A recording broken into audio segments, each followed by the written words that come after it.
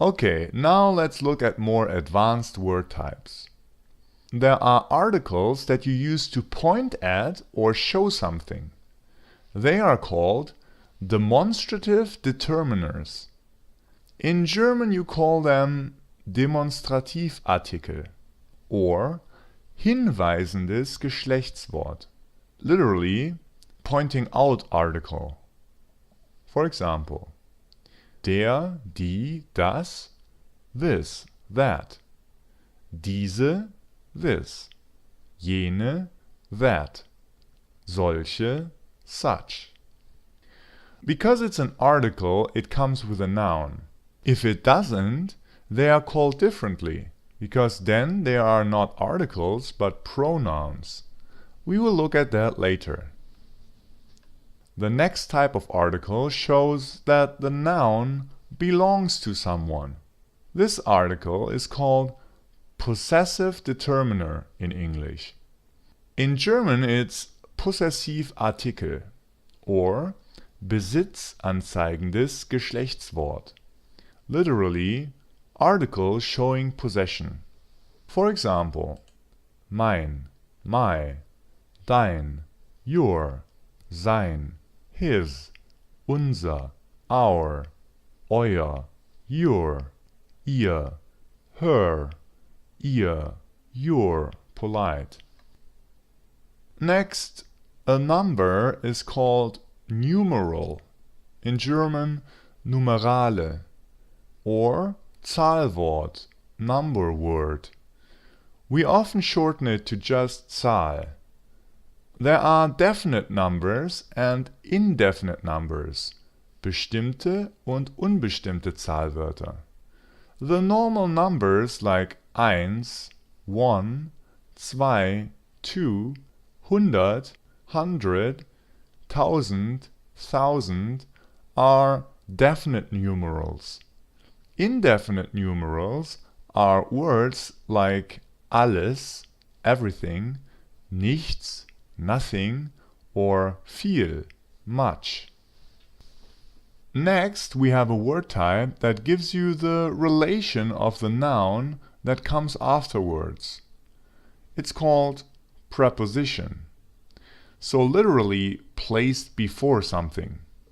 In German it's Präposition or Verhältniswort, literally relation word. For example, zu, to, mit, with, für, for, gegen, against, unter, under, über, above, over, hinter, behind, wegen, because of. In German, this word type comes with a case that influences its noun phrase. So the noun, the article, and possible adjective that it comes with. Next, let's look at placeholders, a word type that stands for something else, usually a noun. They are called pronouns, literally for nouns. In German, we call them Pronomen or Fürwort, literally for word, because it stands for a word. There are different types of pronouns. The most used is the one that stands for persons. It's called personal pronoun. In German, Personalpronomen or persönliches Fürwort. For example, ich, I, du, you, er, he, sie, she, they, es, it, wir, we, ihr, you guys, mich, me, mir, to me, dir, to you.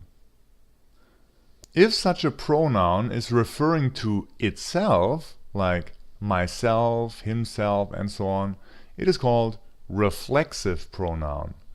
In German, that is reflexive Pronomen or rückbezügliches Fürwort, literally back-referring pronoun.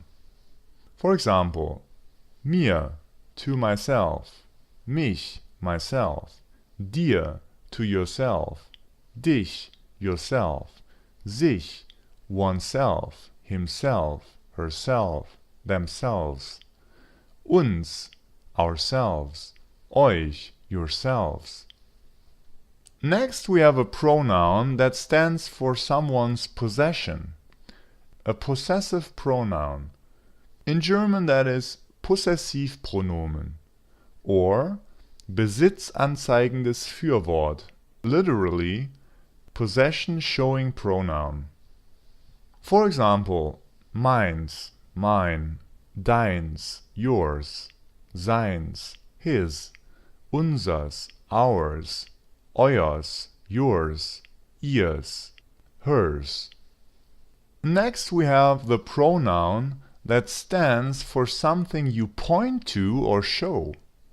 That is called demonstrative pronoun. In German that is demonstrative Pronomen or hinweisendes Fürwort. For example, dieses, this one, jenes, that one, solches, such one, der, die, das, this one, that one. And then there are pronouns that are used to refer to something from another sentence when you make a relative clause, so when you describe it in a subclause. They are called relative pronouns. In German that is Relativpronomen or bezügliches Fürwort.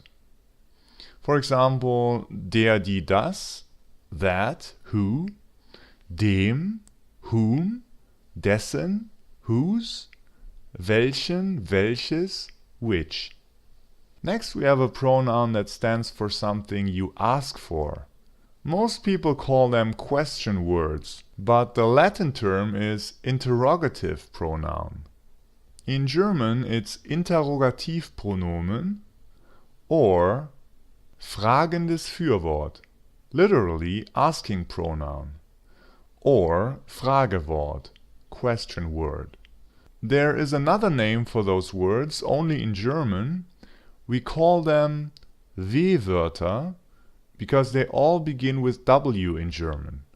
For example, wer, who, was, what, wie, how, wo, where, wessen, whose, wem, to whom, warum, why.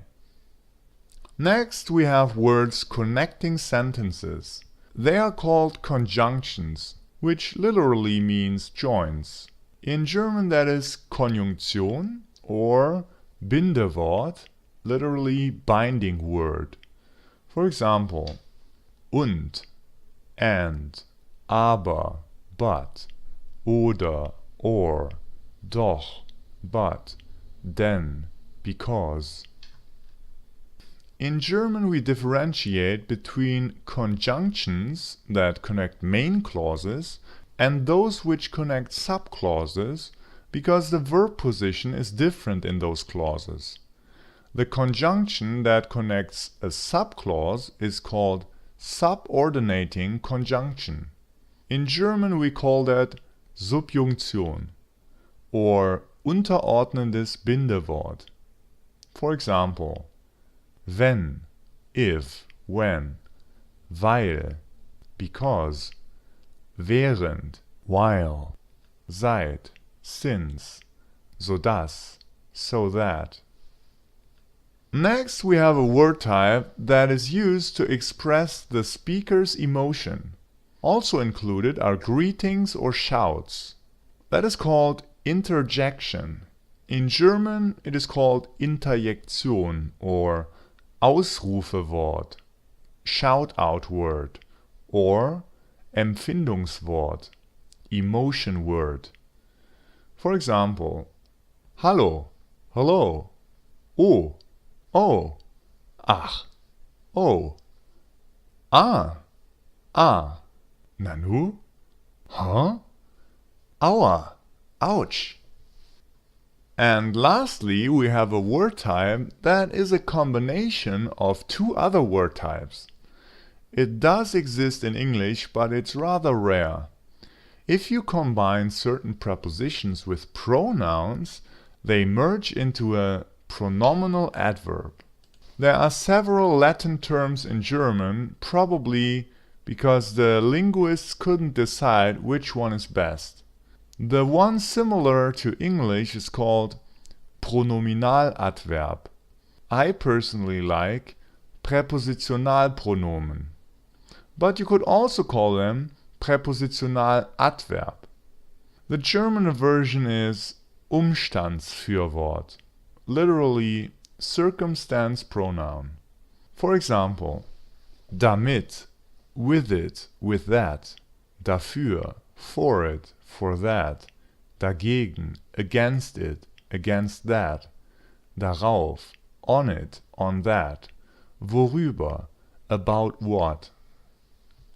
Let's analyze another sentence. Hat sich auf meinen Stuhl gesetzt. He sat himself on my chair. Pause the video and try to find the word types. Here comes the solution. Is a personal pronoun. Hat is a verb. Sich is a reflexive pronoun. Auf is a preposition. Meinen is a possessive determiner. Stuhl is a noun. Gesetzt is the past participle. How about this sentence? Ach, wo ist jetzt dieser Schlüssel?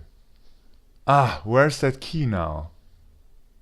The word types are ach, interjection, wo, question word, ist, verb, jetzt, adverb, dieser, demonstrative determiner, Schlüssel, nomen.